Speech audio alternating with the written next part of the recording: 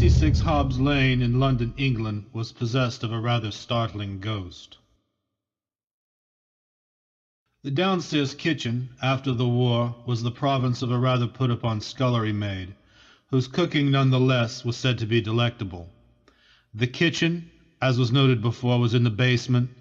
The house itself was one of red brick and looked out upon Hobbs Square, having a double facade that meant it looked out both on the square and on the street, or something along those lines.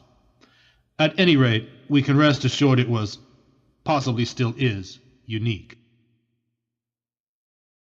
In the years between the wars, the family employed the cook to circumnavigate the dreary basement kitchen. This cook, however, soon began to slowly succumb to a creeping terror and despair. Her melancholy, it was noted, stemmed directly from her job, and increased exponentially whenever she was forced to enter the kitchen. Sounds a bit like my ex-wife.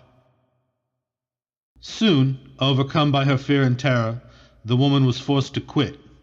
The wife took up the then wifely duties in the kitchen and was assisted by Effie, whose relation to the family might have been daughter or niece, we can't quite remember, and can't, unfortunately, be bothered to check right at this point.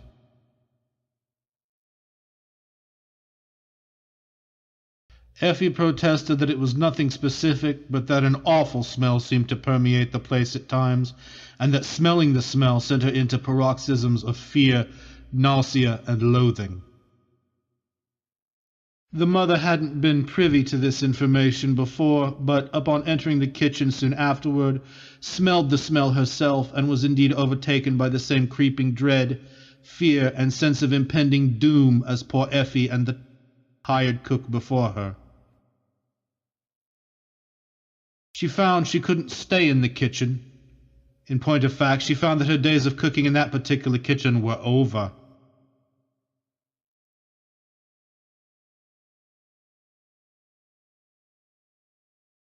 Well, understandably, the husband was very upset by this, and did a bit of investigating himself. He must have scoffed at first, but when he got a whiff of the odor, whew, that was all.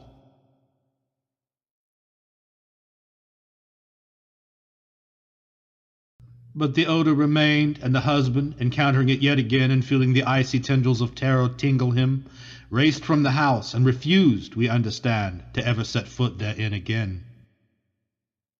Afterwards, spiritualists, psychic investigators, and self-styled mediums all took a turn at the place, with the last group, a group of university students, actually spending the night in the cellar. Macklin, John, in his book A Look Through Secret Doors, informs us they spent a pleasant night and weren't attacked by the odoriferous phantasm until 9 the following morning, after which they all fled in terror and despair. In a curious side note, Hobs Lane is the fictional setting for the science fiction horror film Quatermass in the Pit, wherein Quatermass unearths some long-buried extraterrestrial artifacts, and the extraterrestrials. Stick that in your pipe.